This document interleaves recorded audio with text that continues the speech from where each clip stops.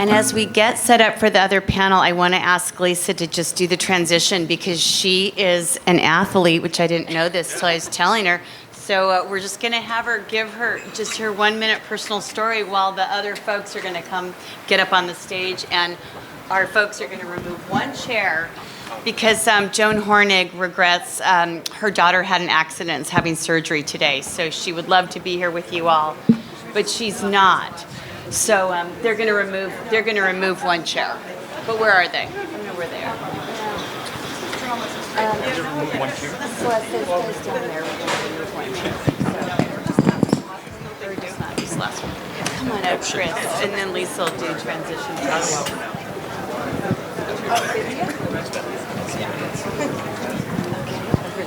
Well, I guess you go that way. We don't have the Jones here, so just perfect.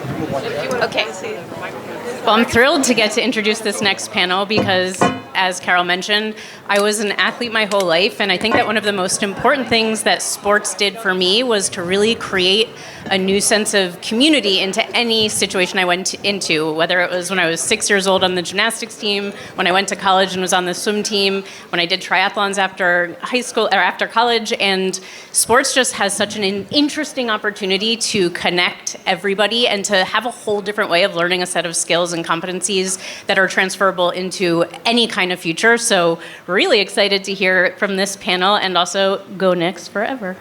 Awesome.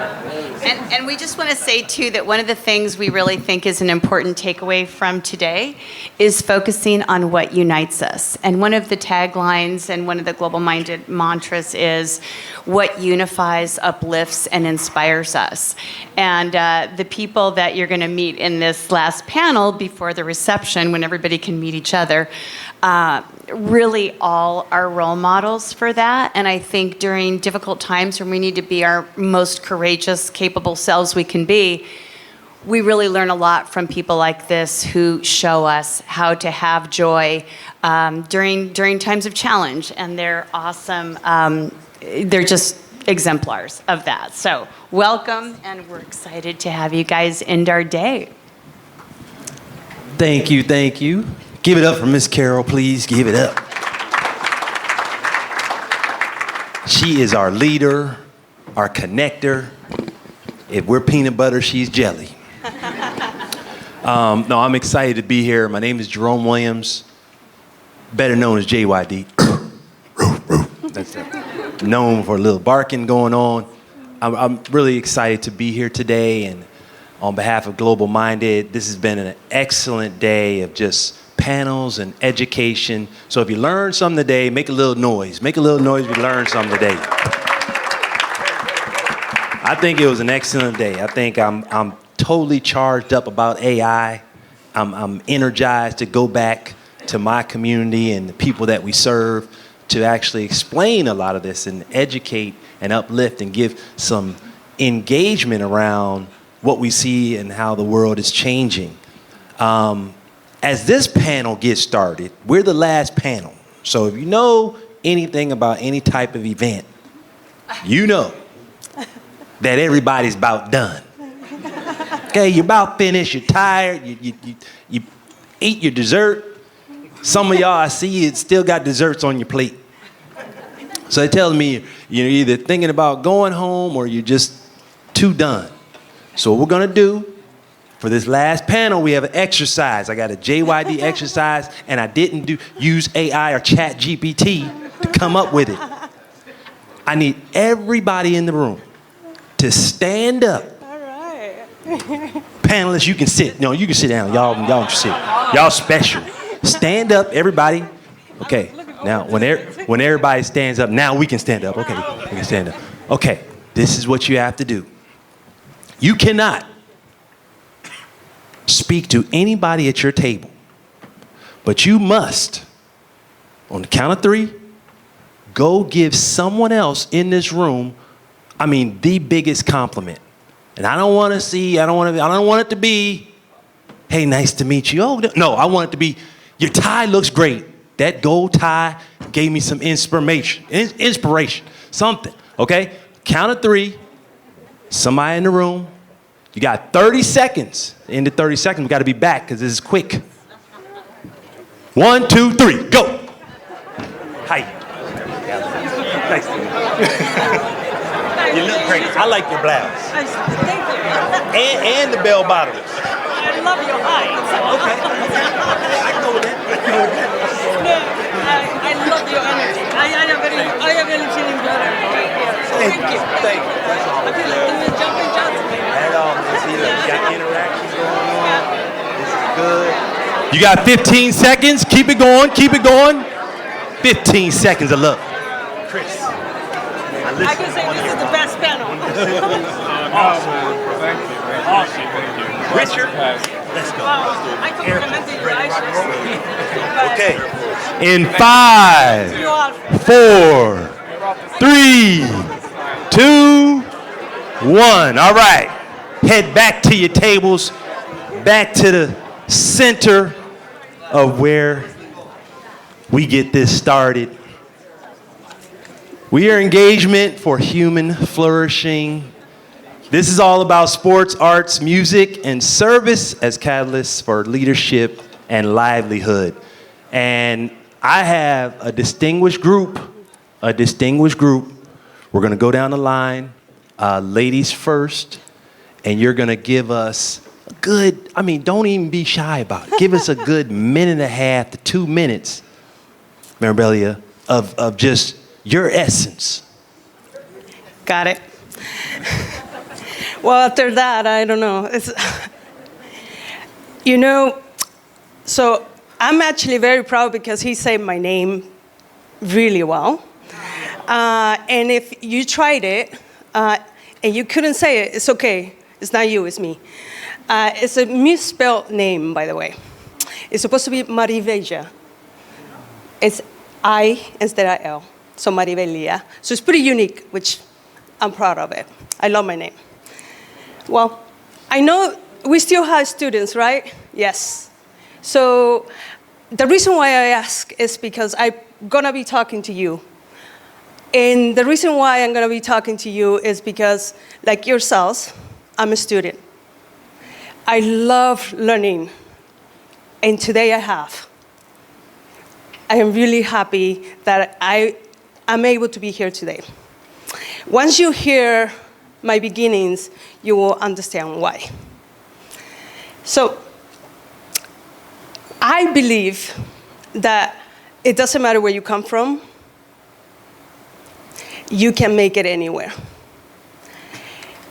And for me, being in this room and seeing leaders from around the world, but also students, the diversity of the room is incredible.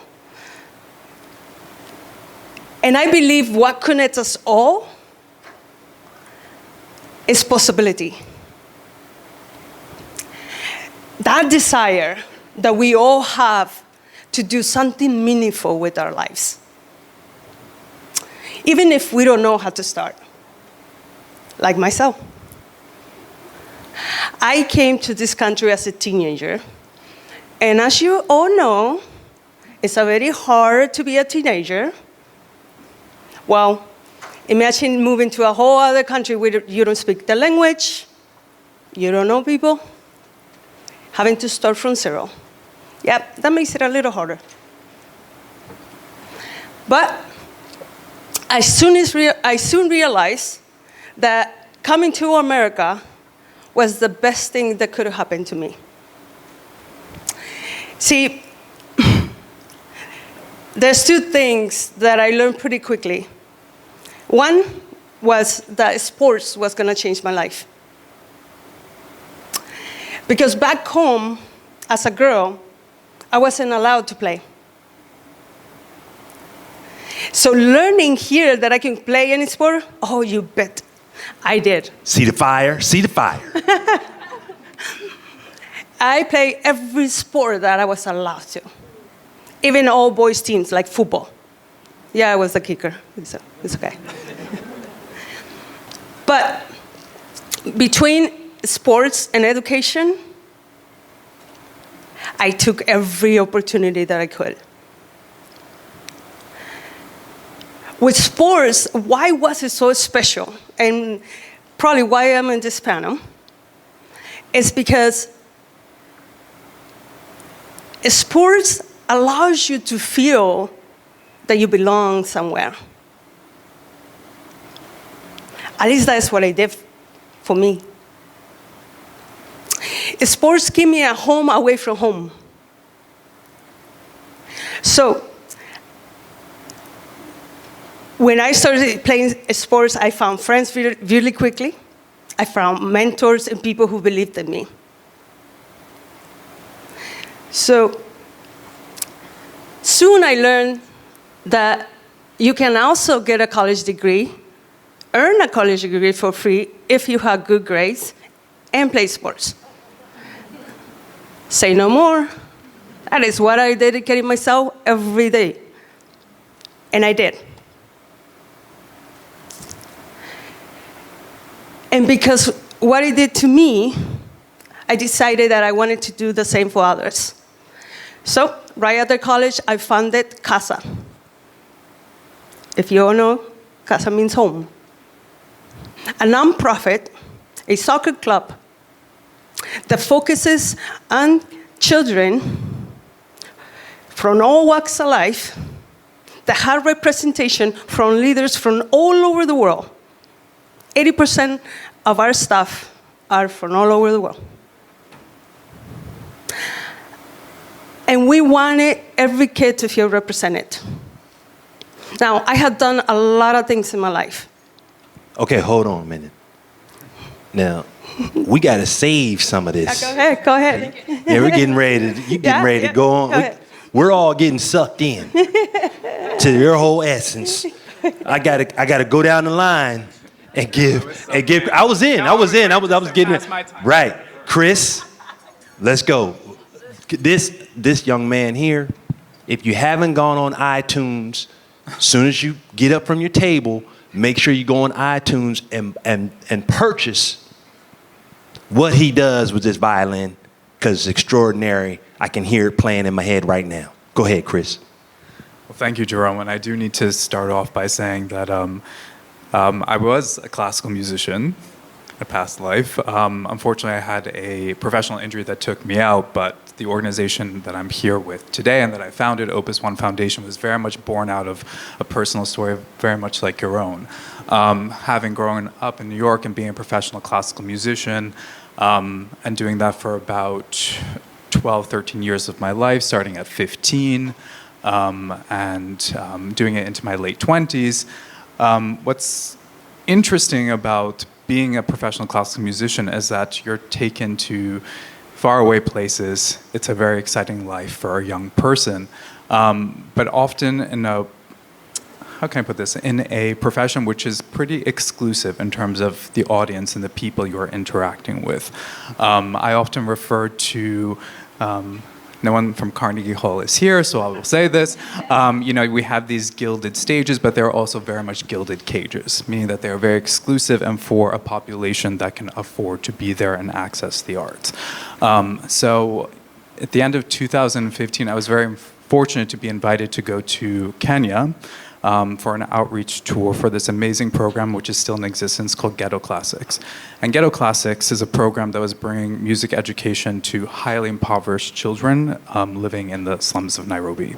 So as a classical musician and as a very, very, very jaded New Yorker, going to Nairobi for the first time in 2016, let alone into these communities, and to see a music education program operating and doing so much for these kids, in terms of them just showing up to school every day, graduating from school, moving on to higher education. So the thesis for what we do as an organization was really there. It's the arts as a force multiplier across social, economic, and environmental sectors. It's like, really, how can we embed the arts in a way that we see systemic, sustainable solutions unfold? So that's basically me in a nutshell.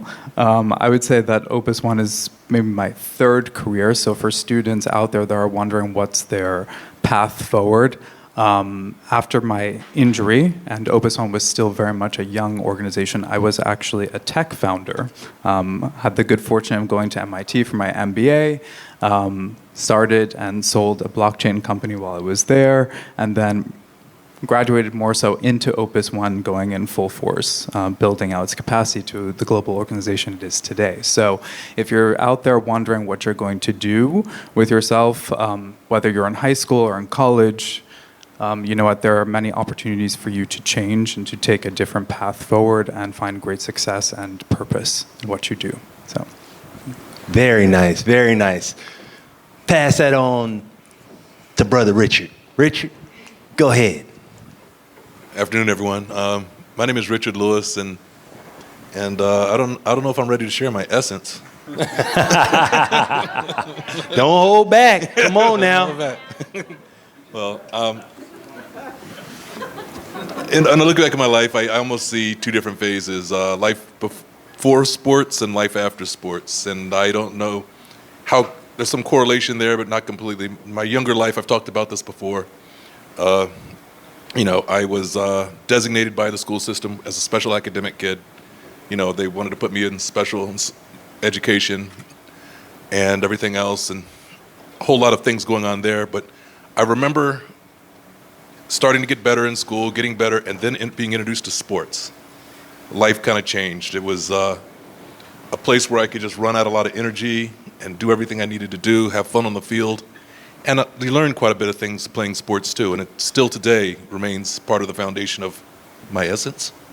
All right, so, and when you play sports, you learn to compete with integrity. That's really important. Every little things, even the little things that nobody sees, right? You know that you were out of bounds, but the ref didn't see it. You fouled somebody, but the ref didn't see it. What's your behavior? So you learn to compete with integrity. You learn to serve the team. You're playing for a team. So you learn teamwork. You learn, the win is what's important. Sometimes that requires sacrifice. You learn to believe in yourself and at the same time stay coachable. So these are all really important things. We say stay coachable.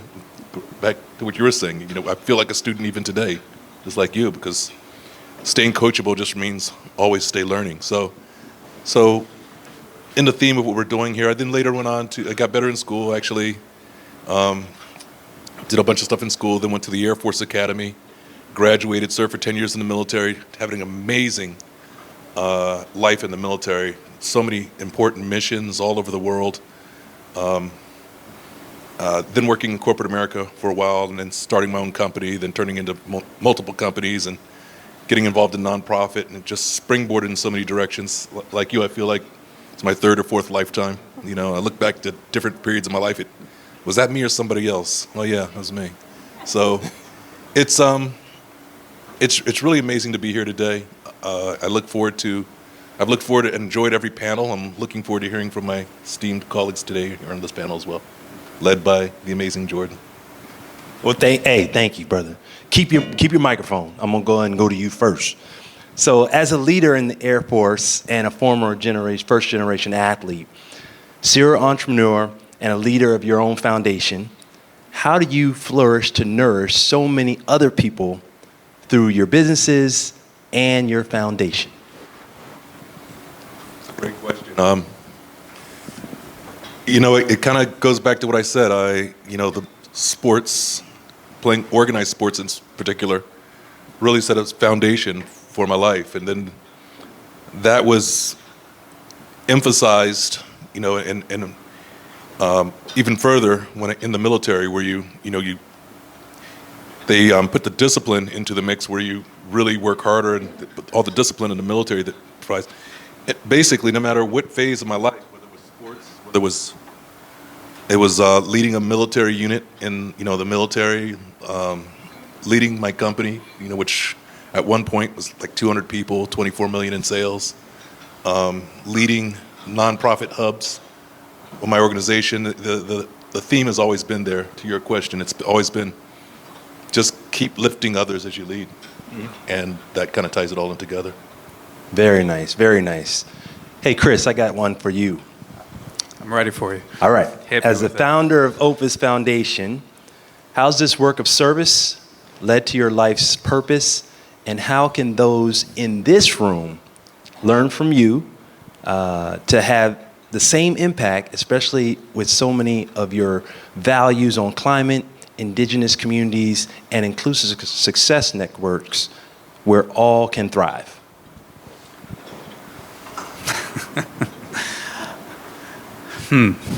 I don't know if I would be so bold to put out there how others in this room could learn from me. I think it's more so how we could all learn from one another. You're being modest. It's the You're being UN. modest. It's the I'll UN. stop him. I got this, UN. Miss Carol. Time out. You're up on this stage because everybody in this room is highly respective of what you've accomplished. It's okay. Okay. It's okay. Okay. Be bold. I'll lean into my essence. a Lean little bit into more. your essence. There you go. Okay. Great. I think no matter what you pursue, you have to move into any area with a great deal of conviction.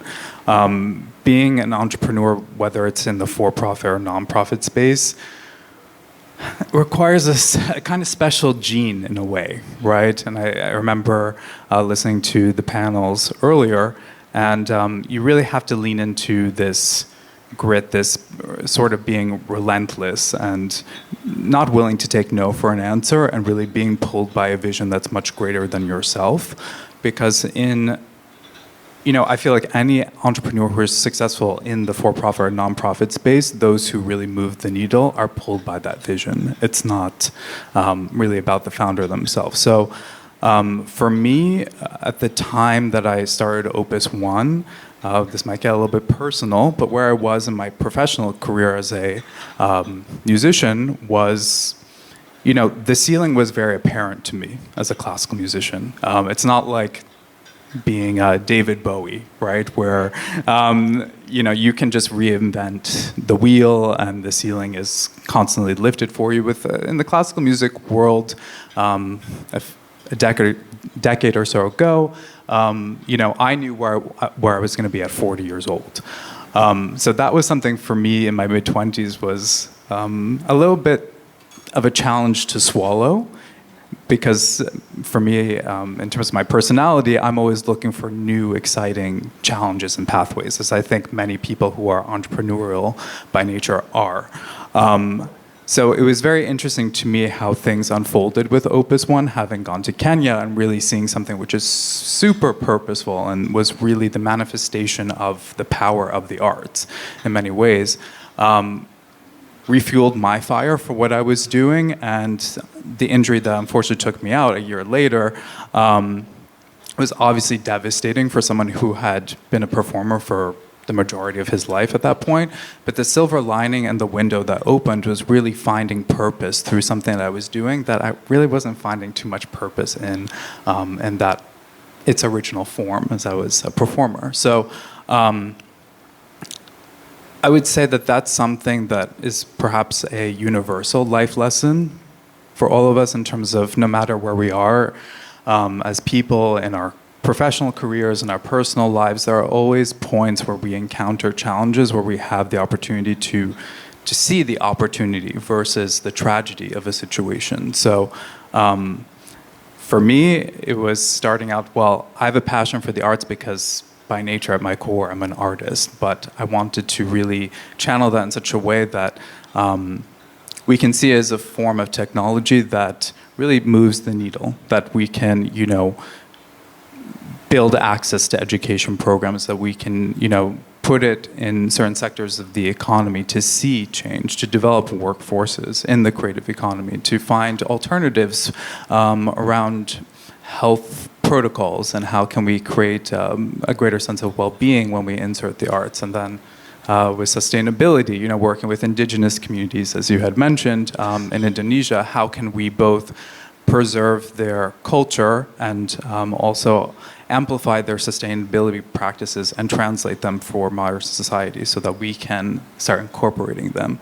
And in conflict zones, use them for trauma healing, like we've done in Ukraine with about 43,000 children. So a very macro view of what the arts can do out there in the world, but deploying them in a very focused way, which we have seen systemic change. Very nice, very nice. I like that response. I want to point out that one of our panelists, Joan, wasn't able to make it today. I had the honor of meeting her through Miss Carol a couple of years ago at her home. She has a very lovely home in Park Avenue. And one of her questions that we were going to raise to her was, how does the Pave the Way jewelry empower women and provide philanthropic funds? Well, I'll just give you a quick story. While I was there, Joan introduced me to her art and her jewelry. And I was just like, I have, a house full of women. I have 3 daughters and a wife, which, multiply that. So, and it's just me and my son, we're the minority. So with Joan, she starts taking me through her jewelry collection and telling me about each of these pieces of jewelry that represents something to empower women to think about, to give them a source of strength. And I was just blown away. I was like, well, I was planning on just getting one, just, get one for my wife and like, hey, look what I got you. Nope. Now I got to get 4. Okay? 'Cause I can't come home with just one of these. And when the kids and my wife opened these up at Christmas, they were just like, after one opened theirs, the other one knew, oh, this is what I'm getting. So they were looking forward to, and they all had a different meaning and a different sense of, self.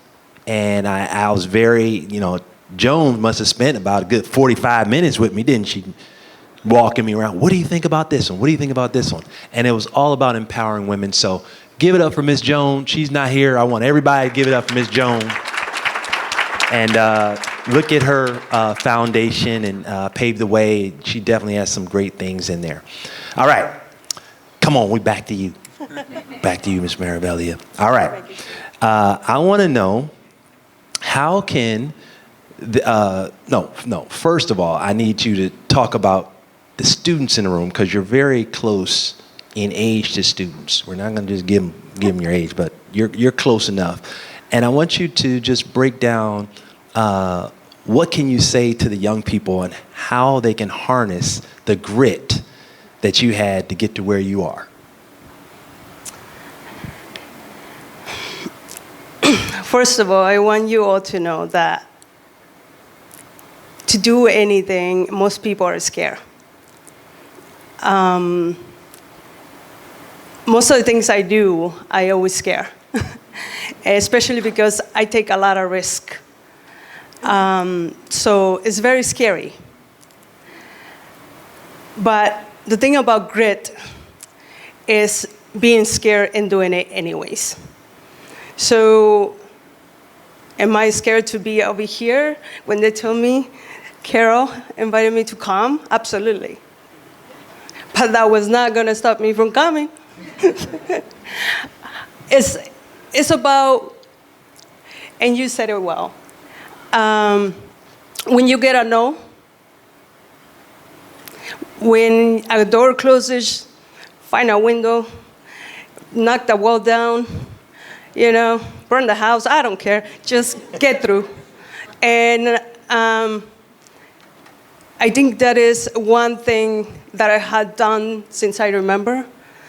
And if I want something, I know I had to work for it. And I had done that my whole life. And earlier, we were talking about entrepreneurs and if they're born or made. I do believe that some are born with it. But I also believe that you can be made. Because if life knocks you down hard enough, you become one. So. Give it up for that answer, please. And I tell you why, because as an athlete, you understand, like I can visualize everything that she says on the soccer field. She teaches students, and as a parent, we search for the best we can give to our kids, right? For instruction and things that we can't do. Both of my daughters, they play volleyball. I don't play volleyball. I didn't know anything about volleyball. So I went to experts to teach them, because I'm like, well, if my kids like volleyball, I'm going to. If my kids had soccer on their mind, I would be in search for someone just like her. Just because she has the story that resonates with overcoming, fighting through challenges, different country, like all these obstacles, because you want your kids to understand how hard it is, but you want them to be represented by somebody who was able to overcome those hardships. So thank you for your story, and thank you for letting us in to your essence, because it's glowing, it's good, just like everybody else on this panel. I'm loving it. You just set me up, Carol. You threw me a layup, I just dunked it. We just made it easy. It's a layup. This is a layup. Richard, grab that mic, brother. Going back to you, it is time for you to tell us, what are the standards that you are settling in on for the emerging leaders that you serve? What are the standards? Well, the standards are always high. I've said it before, as I mentioned earlier, just keep lifting as you lead. And the whole basis of the question, human flourishing, as speaking personally as a human being.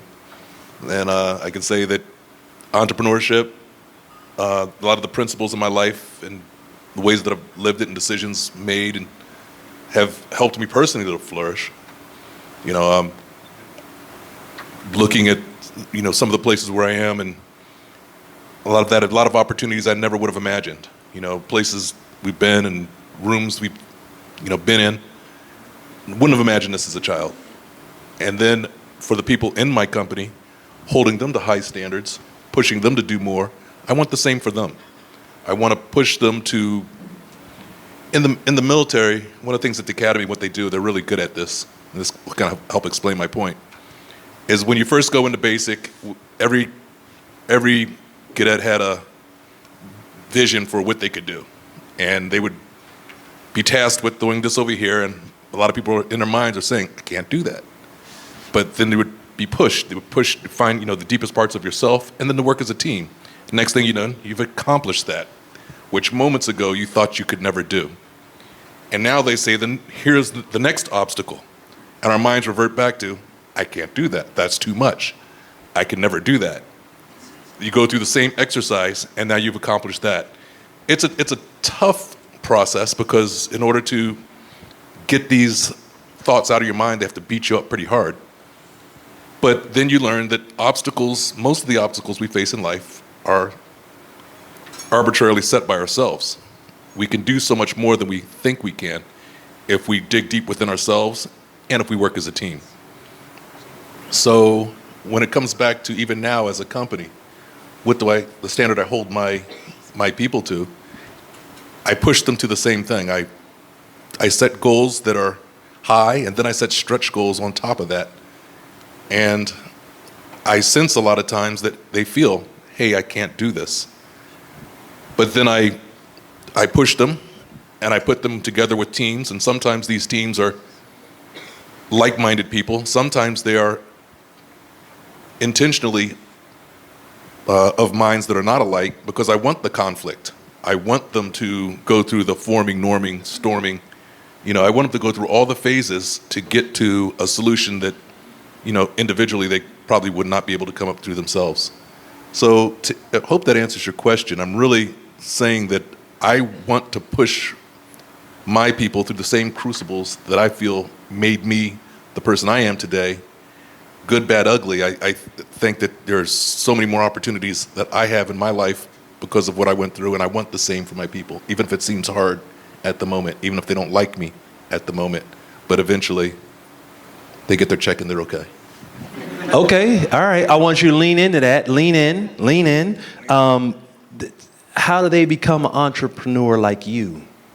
I encourage them, actually. I've had several, more than 10 of my employees over the 23 years of my company that have branched out on their own.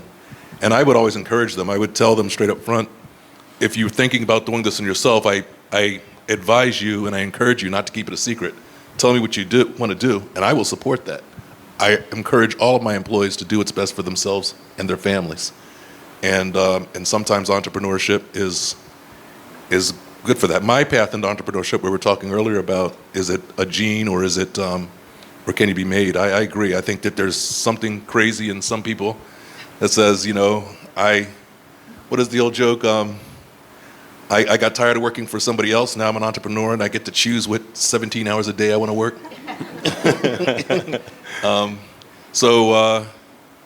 But I think it can also be forced situationally. I know for me, I don't know that I was thinking I would be an entrepreneur one day, but I was laid off twice in a 2-year period. And I remember saying to myself, well, you join a company, you're part of a company because of the stability. It's an agreement. I will obey all your rules and do everything you say for the stability, in return for a stable paycheck. But being laid off twice in a 2-year period is like, I can be unstable by myself and make up all my own rules. So that's what we did. I started my own firm in 2002 and haven't looked back. You're stable. Well, yeah, we're stable. There have been times. We've got a couple of near-death experiences I'm sure any entrepreneur in the room can speak to. But if you're ever going to close your doors, it won't be a surprise. Like when you walk in and find out, this is your last day. So, but it's been good. Our first year was a paperwork year. Our second year, I think we did like 50K. Then our third year, we broke $1 million. Our fourth year, we broke $2 million, and we doubled every year for like 6 or 7 years. And it was good. And we came back to earth later in life, but we're stable. There you go. That's good. That's giving them a round of applause for that. That's awesome. Chris, now we know what you're here to do, but I need to ask you, how can the Opus Foundation work with GlobalMindED to scale this type of impact? It's a great question. I think there are so many ways, but I think as it relates to the next generation of leaders, because I think at the end of the day, we're really here for them, right? Say as it relates to the work that we do, and also I just said the underlying philosophy of Opus One Foundation, and also listening to the conversations around AI, I think something which is unique to us as human beings is our innate creativity. It's something that we're very close to, especially when we're children, and we often move away from. And I would say that, to young people today, and really to all of us, is to really start to lean into your creativity more, because as our world becomes more digitized, as AI and other emerging technologies start to embed themselves within our systems, we're going to see a shift in our values. And where we're going to find the greatest value is in what we as people generate for ourselves and for one another. So there's that part of it. But then I think if you are an entrepreneur, or if you are just someone who is looking to be a part of a greater collective for whatever greater good, or for whatever purpose, whether it's for-profit or non-profit, your creativity unlocks so many amazing skills that are really of high value as a leader. It fosters great communication. It also boosts critical thinking. And then perhaps most importantly, if you are looking to be a next-gen leader, you need to be a highly compassionate person, because if you're looking to lead a group, you're not going anywhere unless that group is willing to be there supporting you on your mission, every leg of that marathon. So that would be how I would say we can, definitely partner with GlobalMindED, is really encouraging young people to lean into their creativity, their natural ability to be innovative in the future. Very nice, very nice. Maribelia, come on, we're back to you now. It's almost I think I scare him. No, we're back to you, so you can take your time. Let us know how they can become, meaning students, become entrepreneurial like you, and build on what Michelle Armstrong was talking about earlier this morning. Well, first of all, make sure that you know that's what you want to do. It's very important, because it's really, really hard. But also know that you don't have to reinvent the wheel. So sometimes you just have to look within your community and see and find out what is missing, which for me, that is what we did with a nonprofit. There was a gap for the underserved kids. There was a lot of soccer clubs in Colorado, but I wasn't seeing my community. So I went out and looked for it. So instead of waiting for them to come to us, we went to them. And it doesn't matter what kind of business you do, you had to make sure, one, that you love it, because to be an entrepreneur, you had to love it. And two, that you do it with the right people. People that think like you, that are gonna push you, but that believe the same as you, as what is the mission? What is the purpose? Why are we doing this? And between the nonprofit and the businesses, I actually also think that look at the market. Look at the market, look what is a growing market. One of the business that I do is that we look at baby boomers. And right now, for baby boomers, a lot of them, just like us, they have businesses. And now they want to retire. So they want to either transfer the business or sell the business. So we took the opportunity and we helped them through that transition. So we either help them sell the business or transfer it to somebody in the smooth transition, because a lot of them are actually not ready, and we help them get ready. Within the club, I noticed that for the parents, they needed a place to learn about health. So I opened a gym. That way, parents can also stay active.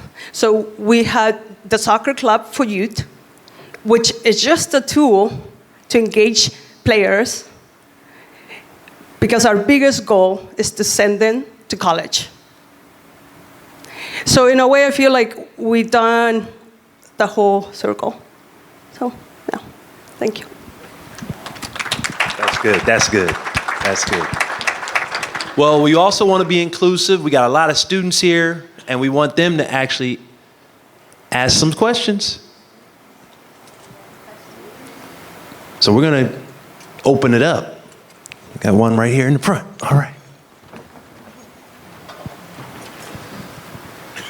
Maribelia, I really like how you point out that you came from scratch, that you are like, you literally had nothing when you came to this country. And I can identify with that, because as a Dominican student, I came 10 years ago from Dominican Republic to here, and right now I am in college doing the aging and health, and I'm expecting to graduate now on January 26th. 2026. Yeah, so thank you. So at first, when I came to this country, it was really hard for me to learn the language, to adapt to this new environment, and interact with, the different people and the different cultures. So I was able to adapt, learn from my mistakes, and grow as a person. So it's really important to point out that we can always do whatever we want to do in life if we put the effort and if we believe in ourselves. So thank you so much, Maribelia. I'm really proud of you, and God bless you. Thank you. And what's your name? I'm proud of you too. What's your name? My name is Berani Matos from Dominican Republic. You saw it. Thank you. Anybody else? Come on, some of these students in the back. You have any questions for anybody up on stage?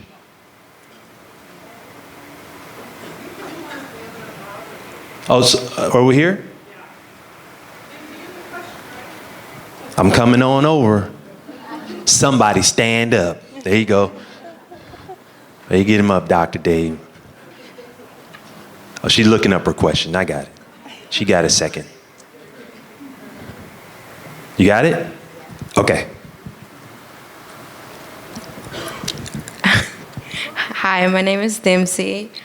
I'm from the Southampton High School. I have a question for Maribelia. How do you get such a good grades learning the language coming from a different country? Hi. That is such a good question. And I wanted to learn English so badly. I didn't want somebody following me all the time because sometimes they put you a mentor with you. But I asked for it not to be with me, and I just had to learn myself. So I would come to school really early. As soon as the teacher was there, I was there. I would stay after school. So I did a lot of extra work. I would ask my friends sometimes when I didn't understand something. So I also hang out with really smart people. So I always found the smartest kid in the classroom. And I sat next to them. But yeah, it was definitely a challenge. But I'm glad I did it that way, because I did learn quicker. So, but thank you so much for your question. That was a very good question. Good job. Anyone else? Oh, yes. Hello, I'm Daksh. I have a question that, do you have any tips for someone who come from some foreign soil and want to be an entrepreneur in America? How to find your own niche, MVPs, and be confident around your journey, be a successful entrepreneurs. Yeah. I love your accent. I also have an accent, and I love my accent, so don't get rid of it. Where are you from? From India. And where you live now? New Jersey. New Jersey, okay. Look, anybody that comes from a different country, and no offense to everybody from here, okay? But anybody that comes from a different country has a fire, has a drive. And I know that you have it, because you got an opportunity to be here. And you have what it takes to build whatever you want. So look around you. You know what? You can reach out to me. I will sit down with you, I will have coffee with you, and we'll come up with a plan that works for you. Come on now. Way to shut it down. There you go. All right, you know what to do after this. All right, go get them digits. Anybody else? Can I? Yes. It's okay. I'm getting the red light. Okay, I got you, Ms. Carroll. Can I add to that answer? Share a little bit of your personal story, of your Jerome story. Well, Maybe share just a little bit, Jerome. you know, the best part of being in community, we learn about each other and we learn a little something.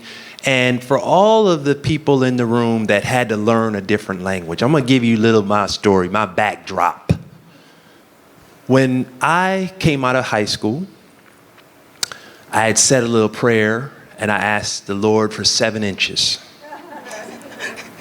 I said, look, I got to make it to the NBA, but I can't do it at 6'2". It's not going to happen. I have come to the realization I'm not good enough. That summer, I grew 7 inches. Yes, it's in my book. Role player, pick it up. But literally, my life changed overnight. I started hitting my head on doors that I was like, what happened? What's wrong with this door frame? But one of the things that I had to do was now I was getting a lot of scholarship offers, and the things that I was trying to manifest were coming to fruition.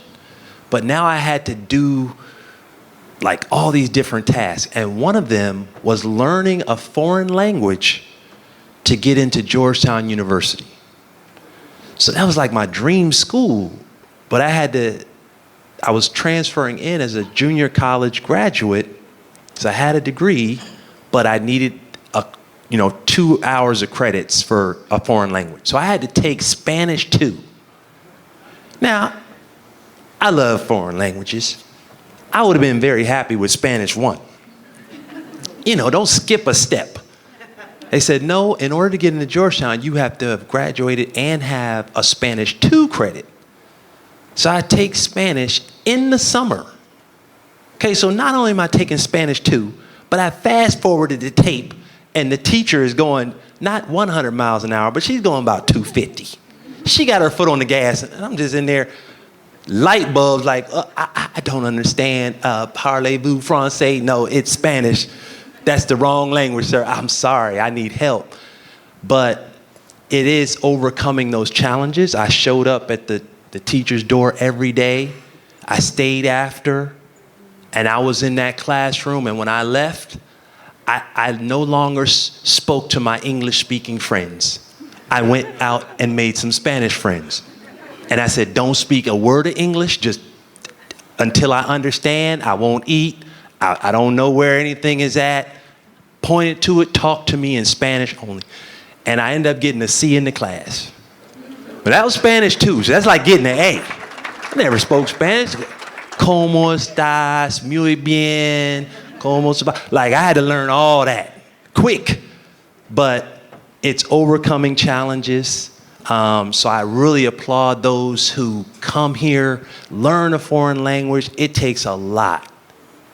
Ms. B, it takes a lot. You should be commended. We recognize your struggle, don't we? Don't we? And a little bit about Shooting for Peace.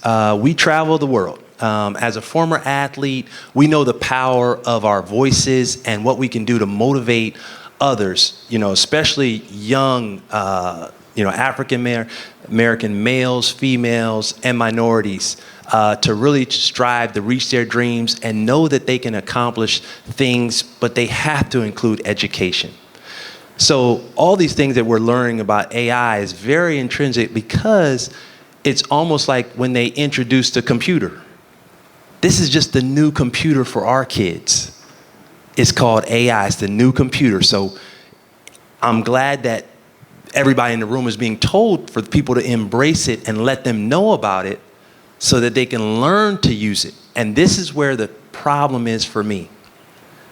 If we have less than 1% market share of trillions of dollars as a minority, and now we're being almost shut out of AI, you can only imagine where we will be 5, 10, 15, 20 years from now. And she's shaking her head. She's like, yep, I was listening to every word you said. Yes, ma'am. And I thank you for even bringing that to the table. Give her a round of applause, please. Because I'm sitting there like, I go into the school system. So we work with the school districts with Shooting for Peace. We bring in educational services, financial literacy, mental health and wellness, and basically motivate kids to look at their education from a lens of, I can do this. I can go out into the workforce and do these things. So the program itself is supported like people like Ms. Carol. We are on her website. We give away our digital education for free. We do not charge, but we need partners. We need other funders so that we can broaden our scope and bring it to more students, because it's about motivation.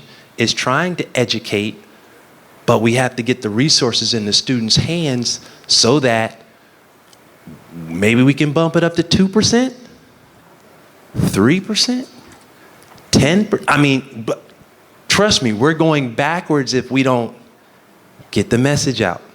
How do we get the message out? Well, there's programs like mine and others that are doing the work, help, partner, do those kinds of things. I love you all. Thank you for being so attentive on this last day, and we're getting ready to hand this mic back. Thank you. I got this. Okay, you got this one. Yeah. Okay, let's give these guys another round of applause. And thank you all so much. And we're going to do, Janet's going to come up, we're going to do a little wrap up.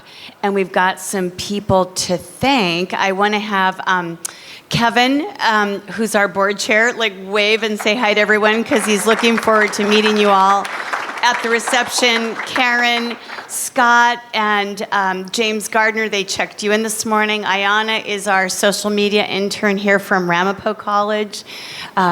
She's right back there.